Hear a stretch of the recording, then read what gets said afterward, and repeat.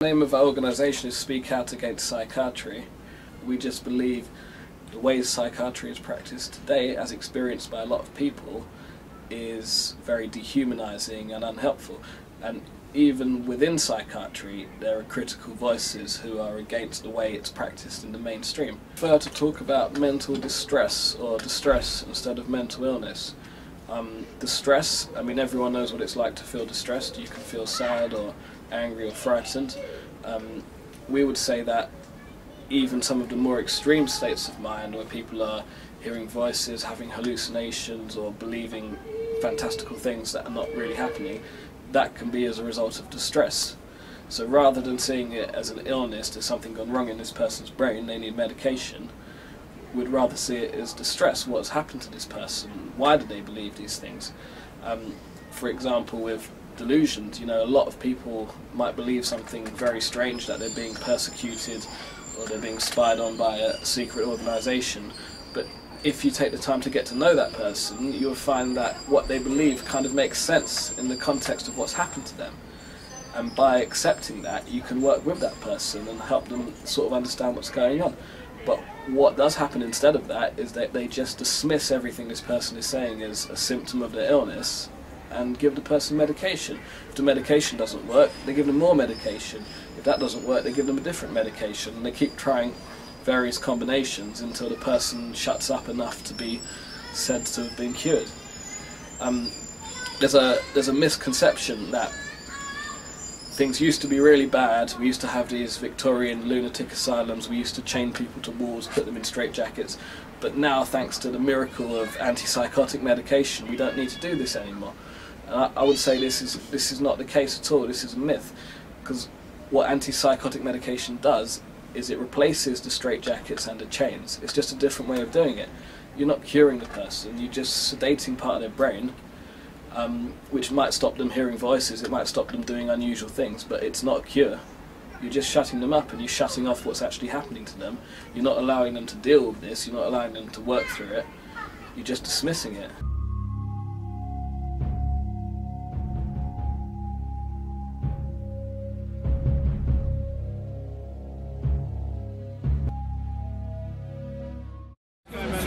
We're not rounding them out. No, it's alright. 2012, and I've come partly because I was told that because of the cuts in mental health services and stuff, that it might be cheaper to drug people up rather than look after them properly. In one trust they say 400 people died and nobody's been charged. I don't know what's so special about these places.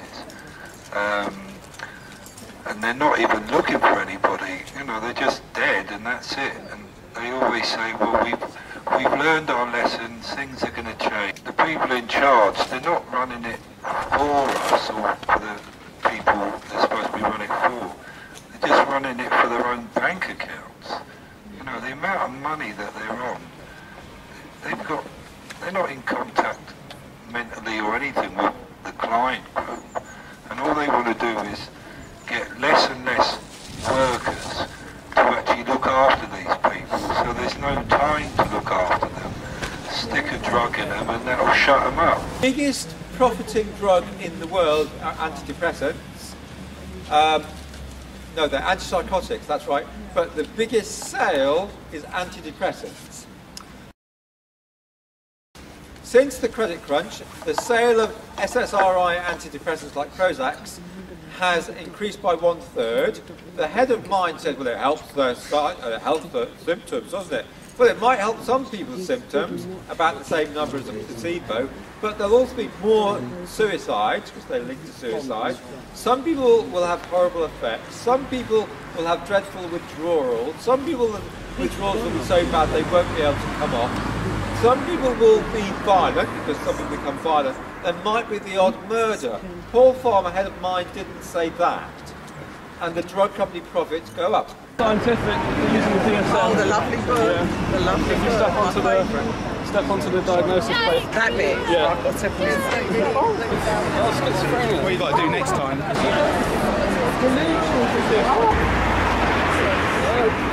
Stay there, stay there, stay there.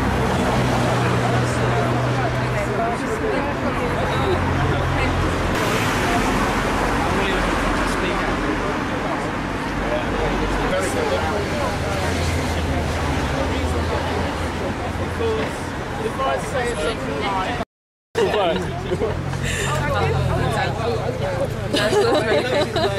Still get the lady.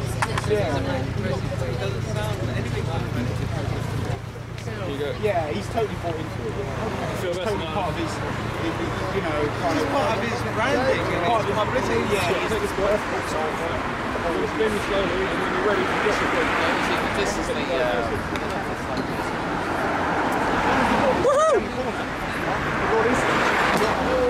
OCD.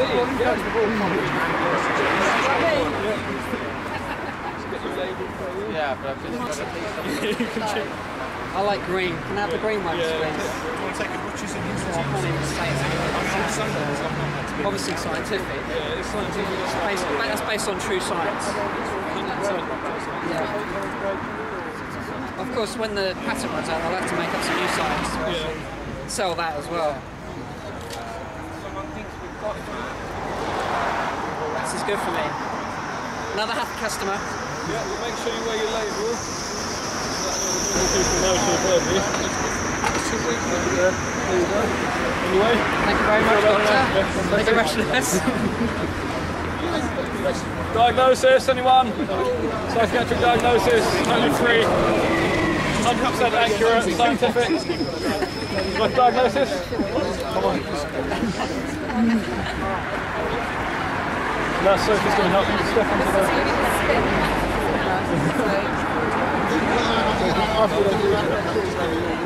just take this is the DSM. So it's totally scientific, 100%.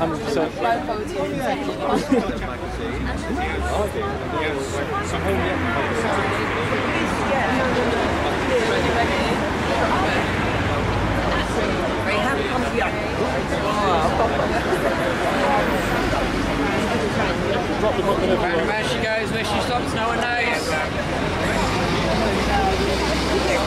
Everyone's a winner. Oh, post-traumatic stress disorder. Brilliant. So Is that your favourite one? Yeah? somebody comes down in a wheelchair. Get some meditation going.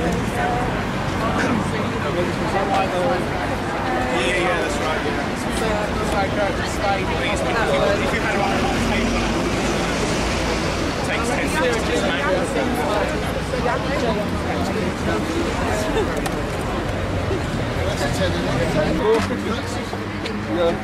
Diagnosis? Running the wheel of science. Hi. Here to say that the state of mental health psychiatry, the psychiatric services and authorities is institutionally corrupt. Now, I think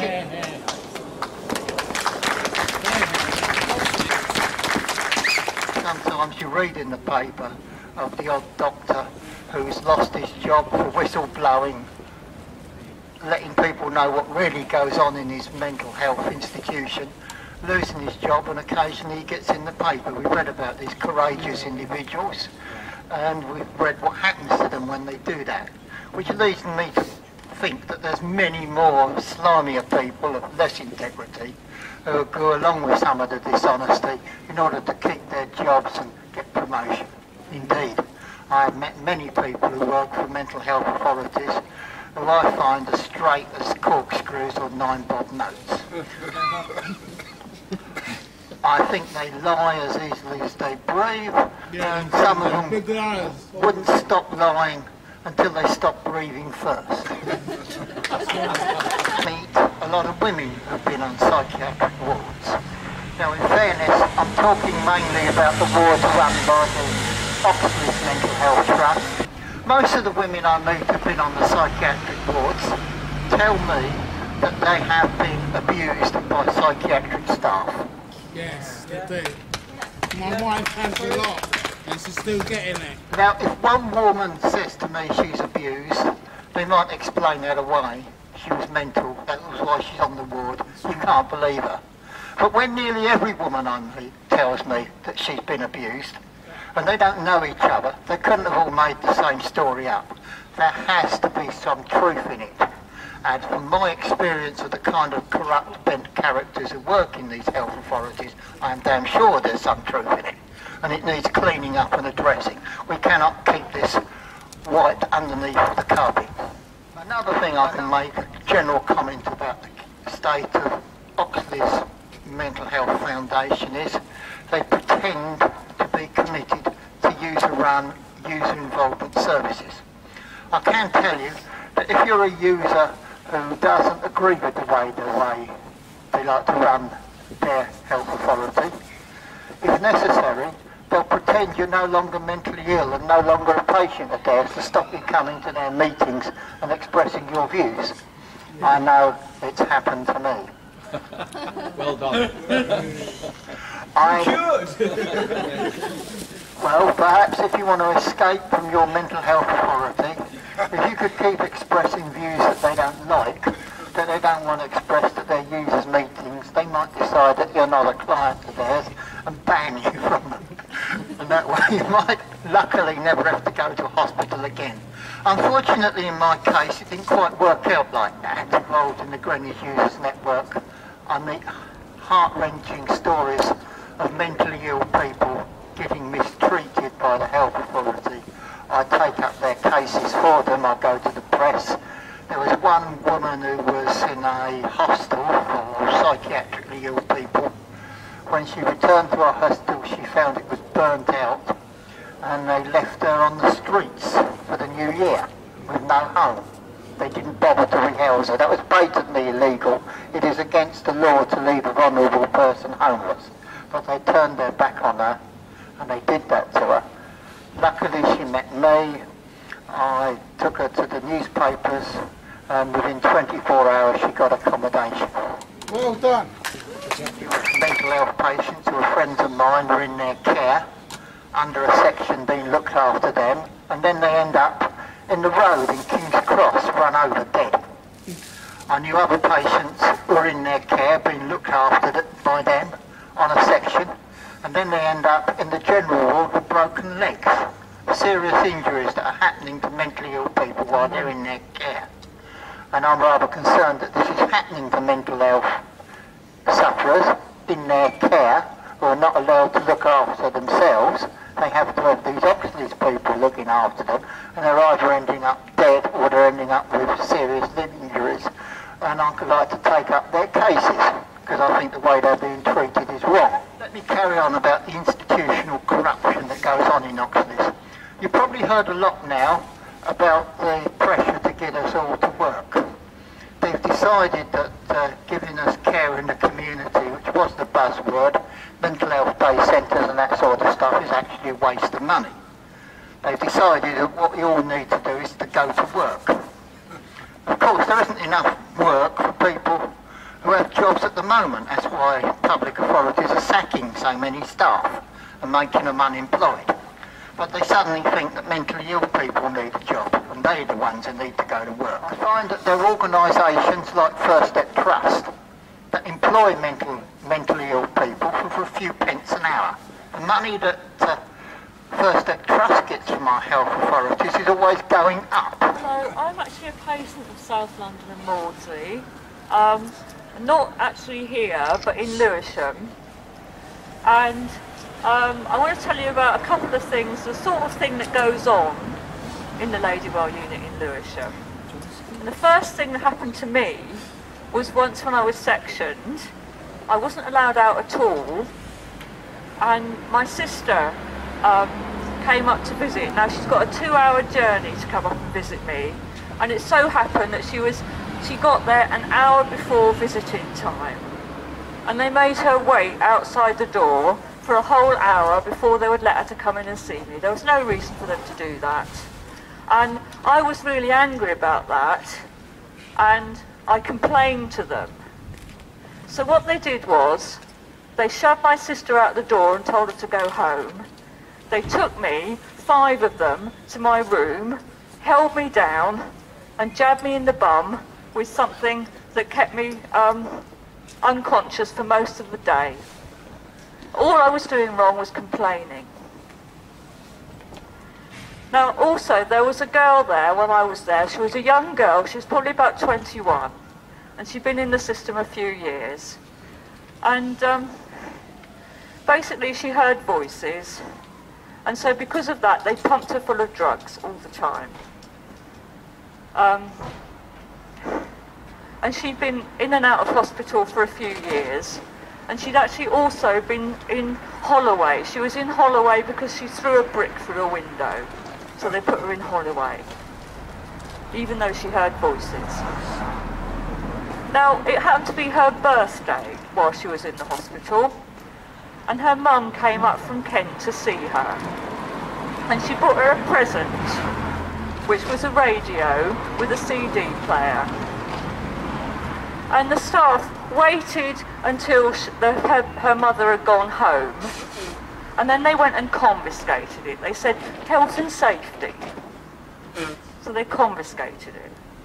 I don't know what happened to that girl. The last I heard of was that they were going to transfer her to somewhere more permanent, where she was going to be put in care. And they basically ruined her life. I'm on a community treatment order because I won't take the drugs. Not because I've ever been violent to anyone or harmed anyone in any way. When I was first let out of hospital, when I was on the community treatment order and I was on this drug that I was forced to take, I was so depressed and I felt so bad, and the drug was making me so bad, that I was actually in bed all day. I just used to spend all the time in bed, and when I wasn't in bed I was slumped in front of the television. And this is not like me, because I'm actually quite an active person, and I have a master's degree from the Royal College of Art. And they reduced me to that. In the past 6 months, I've actually been involved with Speak Out Against Psychiatry, and it's been much better. I actually feel much more optimistic. The people are really supportive, and they're actually, not only do we do events like this, we also support people. For instance, we go and visit people in hospital and write letters on their behalf to their psychiatrists. And although, I mean, they haven't managed to get me off this community treatment order, yes, I still feel so much better than I did before. Much better. Well done. ECT is not only given to, it says on the posters, largely to women over 65. It's given to a lot of other people without consent of anybody. They get a signature, they are supposed to get the nearest relative or a county court judgment. Often they get neither, but no one takes it further. It is the issue I'm trying to take further. Then a nurse threatened me with electroconvulsive therapy, ECT, electroshock to the brain, and said they did it all the time. I was terrified, as I knew it deletes parts of your memory and affects your cognition. Also, your notes they can say exactly what they want on your notes. You cannot get it altered. So if they say you're an axe murderer, that stands really. And the only thing you can get is a note put on to say, I disagree with this. Well, who are they going to believe? Doctor or you? Pretty much they're going to believe the doctor. Those, I think, are points that we need to get addressed across the board for everyone. It's defamation of character, but they can't be sued over it because they don't print it in a newspaper. But it follows you about. So that's the 2 points I would definitely like to get changed, addressed. It is a question of law, changing the law. So lobby your MPs. They are supposed to be working for you. Lobby them, say you want that law changed, and you want to be able to address wrong information. And that, I think, is a very important one. Final diagnosis was adjustment disorder with psychotic features. This translates as overreaction to bad news plus feelings of persecution. I now have a mental health record, which means I'm more likely to be admitted in the future if I ever get distressed, and can expect more of the same, no doubt. I am fighting this diagnosis. I'm now on to the Health Ombudsman, but I've also contacted the Care Quality Commission. I was in a worse state when I came out of the mental hospital than when I went in, physically, mentally and emotionally. I then had to spend a lot of time complaining about my experience in the hospital. I sued the hospital and they settled out of court. People are an employment, they're a job creation scheme, and they're a drug delivery system for multinational chemical companies. That's what they are. They are not ways of helping people on the whole. There are some good units, there are some good workers, but the main thing is drugs and neglect. That is no way to help people. We know that when people are given social support, they recover. They mainly don't do it. I'm disappointed in the rest of the country because they should be here with us. That's right, that's We right. should all join hands and tell Clegg and Cameron they should not destroy the National Health Service. You complain to the friends of the hospital through their complaint procedure, your letters go missing. They get misfiled. And then they get a report back from the person you complained about. He said, we've thoroughly investigated it and we've come up with a conclusion that everything was in order. Now, it doesn't matter what you complain about, or when you complain, you get the same letter. I wish I brought my file with me, because if you cut out of the newspaper the complaints throughout the year where you get mistreated, you will see it's the same answer. You will see they lie through their teeth. Yeah. It is unbelievable. If you was to work in a firm and tell those lies, you'd be in prison. But it would appear that they got carte blanche to do what they want. Now, it's going to take people like us to say no. And it's going to take everybody to join hands and tell them no. And when you start shouting no, and everybody toots on the horn, no, that's when they're going to start listening. So when you go home today, you tell your friend, you tell your neighbour, you tell your brother, you tell your cousin, and you tell them so they listen, until you can hear everyone shout that message, stop it now. Okay, thank you. Yeah, what we generally do in this country, if someone gets admitted to hospital or if someone becomes very distressed or confused or something like that, we label them with a psychiatric diagnosis, be it schizophrenia, schizoaffective disorder, bipolar disorder, personality disorder. I mean, there's hundreds of, you know, you can get a book of these things, there's books like this with thousands of these diagnoses. The problem I have with diagnosis is, first of all, I've read a lot to suggest that there's no real basis for these diagnoses. They're not testing the person, there's no kind of brain scanning or anything like that, it's just based on an interview.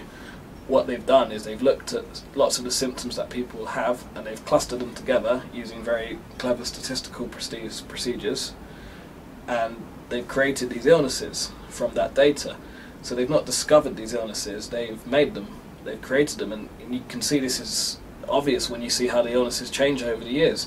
I mean, we don't have manic depression anymore, we don't talk about melancholia, hysteria, now we've got sort of more fancy terms for these things and new sort of collections of symptoms given new names, and it's just a load of nonsense. It's not based on any real science, it's a kind of pretend science. But that's not the biggest problem with diagnosis. For me, the biggest problem is that once you've labelled someone, it's very hard to see anything they do as not part of that label. So if a person is angry, if a person is sad, you know, it's part of their illness. You're not actually seeing the real person, you're seeing this collection of symptoms. And I think when people most need someone to actually understand where they're coming from and see them as another human being, instead they're getting this kind of sort of clinical barrier where they're just being seen as a collection of symptoms. You know, they're in this environment with lots of distressed people, they hate it, they're terrified, and again that is seen as part of their illness. They go and meet the doctor, you know, they're shaking, they're frightened, they're shouting, but that's just dismissed, and that's what diagnosis does. It stops you seeing a person as a person, you just see them as a collection of symptoms, and I think it's totally unacceptable for people to be treated like that.